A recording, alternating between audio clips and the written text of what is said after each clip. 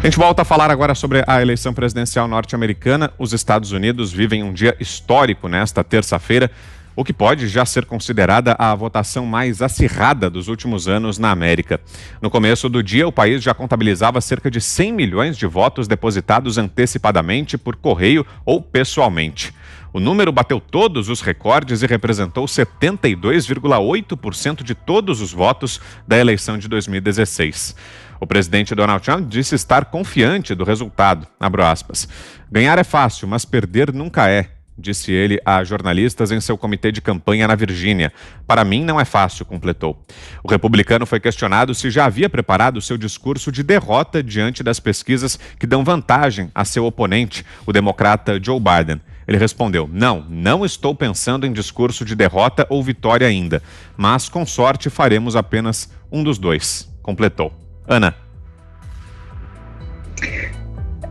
Existe uma narrativa, uma falácia, forte por aí, dizendo que Donald Trump não vai aceitar uma possível derrota de maneira alguma, não vai sair da Casa Branca. Isso tudo aí são apenas rumores absurdos que rolam na internet, infelizmente repetidos por alguns jornalistas no Brasil, e não existe isso. Obviamente que, como nós mencionamos aqui, a Pensilvânia vai dar um pouco de trabalho nessa eleição. Se nenhum dos candidatos chegar ao número 270 antes da Pensilvânia, da gente conseguir fechar os números certos na Pensilvânia, a Pensilvânia vai se arrastar por alguns dias, talvez algumas semanas, a gente não sabe ainda. Então, é uma pena que a gente tenha que ouvir esse tipo de informação vindo de alguns, como o Fiuza muito bem colocou. Acho que o grande perdedor dessa eleição americana é a grande imprensa americana, a grande imprensa no Brasil também, que repete falácias da esquerda americana aqui, de veículos considerados absurdamente alinhados com o Partido Democrata, que são veículos, inclusive, que fazem doações de campanha para o Partido Democrata, e isso é uma pena. A gente sabe que a democracia americana é uma democracia sólida. O que assusta um pouco também, Vitor, a gente vê aqui nos Estados Unidos grandes cidades como Nova York, Los Angeles, onde essas cidades estão fechando os seus centros comerciais, colocando tapumes nas suas janelas, nas suas vitrines, com medo aí de um possível protesto violento por parte daqueles grupos que a gente sabe que são alinhados com o Partido Democrata, o Black Lives Matter, a Antifa, que são grupos que vêm trazendo aí muita destruição, saques por todo o país. Então isso é uma pena da gente ver. Agora, uma coisa interessante que a gente está vendo nesses 2 últimos dias aqui, alguns números já começam a aparecer, e eu acho que eu repeti isso aqui a semana passada. Eu acredito, Vitor, que independentemente do resultado dessa eleição, Donald Trump ele vai ser um dos presidentes ou um dos candidatos republicanos que aí vai ter um dos maiores números de votos da comunidade negra nos Estados Unidos. Ele conseguiu achar um canal correto com essa comunidade negra. A gente vê muitos votos aí. Em 2016 foram mais ou menos 8% dos votos dos negros no Donald Trump. Agora já se fala na casa dos 20%, 22%, o que é um número espetacular, para o Partido Republicano. E aí a gente fala justamente naquilo que o Fiuza estava falando, não é mais sobre o discurso, porque o Partido Democrata sequestrou alguns desses discursos globalistas do meio ambiente, que aí ajoelham para toda essa agenda globalista, e Donald Trump realmente mudou a vida de algumas dessas comunidades negras com políticas públicas. Então a gente vai acompanhar. Eu estou aqui conversando com vocês e de olho aqui nos números ao vivo aqui de todos os estados aqui dessa eleição histórica nos Estados Unidos. Diga, Augusto.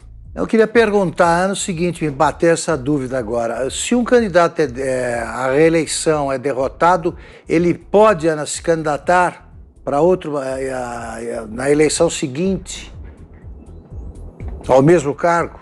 Ele tem que passar pelas primárias, do partido. Isso, mas ele pode. Pode. Sim, passando pelas primárias. Perfeito. Vamos lá, Fiuza, queremos ouvi-lo também sobre essas declarações de Donald Trump e essa polêmica aí sobre se ele vai aceitar o resultado, se não vai aceitar. O que você está achando disso, Fiuza? Vitor, infelizmente, o que o Trump representa hoje para a América é a liberdade, né? E, assim, o Trump seria a caricatura, né? Antes dele virar governo, ele seria a caricatura, né? No meu ponto de vista também, né? Aquele personagem meio outsider, meio, né, com um modo assim muito agressivo. Podia ser a fraude, podia ser Donald Trump, né? Mas o governo dele é a encarnação do que é os Estados Unidos, do que são os Estados Unidos da América. Liberdade, pragmatismo, paz, né? Ao contrário do que queriam aí alguns histéricos prometendo que Trump levaria o mundo à Terceira Guerra Mundial, ele teve uma ação, partindo da afirmação da autoridade nacional, ele teve uma ação muito, muito positiva em relação à queda das tensões com a Coreia do Norte e ajudou a que fossem celebrados acordos de paz importantes, como o de Israel e Emirados Árabes Unidos. Então, como disse a Ana agora, a partir da liberdade, que sempre caracterizou os Estados Unidos, né? E da gestão livre, da livre circulação de riquezas e sem demagogias tributárias, que era e é a escola do Obama, Biden, ele conseguiu, na verdade, melhorar os indicadores socioeconômicos da base, inclusive, né? Então, evidentemente que a Covid é a grande esperança dos neoparasitas do Partido Democrata, que não era um partido de parasitas, mas virou, né? Hoje em dia você vê esse tipo de demagogia que eles estão trazendo em relação ao Brasil, em relação à própria questão da pandemia, né? O Biden dizendo que, como disse a Ana agora, né? que vai fechar em lockdown o país inteiro. Isso é um obscurantismo total, né? A Europa, a gente vai falar disso, a Europa está tendo protestos explodindo em todos os lados porque os governantes piraram, né? Resolveram insistir nessa loucura que está quebrando as pessoas, quebrando as sociedades. E nos Estados Unidos hoje a guerra é essa. O Trump representa a liberdade. Isso não é nenhum outdoor pelo Trump. Eu não acho o Trump especialmente um grande estadista. Ele apenas segue a tradição desse país, que é, de fato, a principal potência mundial e tem a liberdade entre os seus valores fundamentais e sempre a exerceu muito bem. Do outro lado, a gente está vendo, de fato, uma construção do que eu chamo de capitalismo de amigos, né? Aquele negócio, você tributa mais, você cria instâncias burocráticas, você aumenta a presença do Estado, que agora a Covid é a grande oportunidade para esses totalitários, né? Quer dizer, querem dizer, olha, vamos salvar vocês, então vamos inventar obrigatoriedade de todos os tipos de circulação, de convivência. Eles estão loucos por isso. Eles são os autoritários hoje nos Estados Unidos, são os democratas. Com aquele verniz de... né, o Obama era aquele final feliz, né, da afirmação politicamente correta. Ganhou o prêmio Nobel praticamente antes de começar a governar, no primeiro ano de governo, prêmio Nobel da Paz. E seguiu-se dali, quer dizer, aquela festa, né? Uma parte de Hollywood, cantores, celebridades indo lá paparicar o Obama e tapando os olhos para os escândalos do governo Obama, escândalo de espionagem da NSA, bastante conhecido, que a imprensa detesta falar, o Obama Gate, que a Ana pode explicar muito bem, se ela achar que é o caso nesse programa, né, sobre sabotagem do adversário político eleitoral com o uso do FBI. Então, hoje, o lado negro da força, né, o lado escuro, o lado, enfim, obscuro da força é o Partido Democrata nos Estados Unidos. Diga, Zé.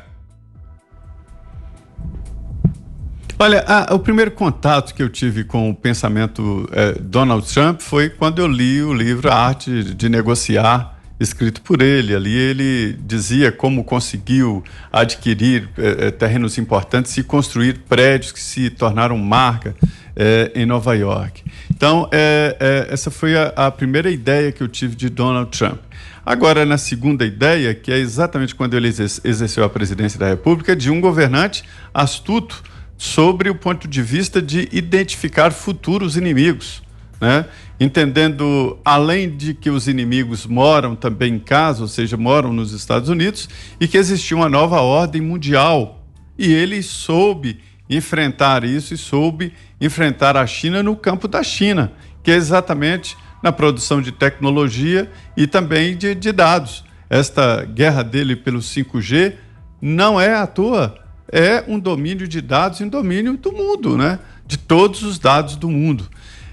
Donald Trump, ele deixou o mundo muito atento a esses dados, a essas importâncias que antes não eram assim.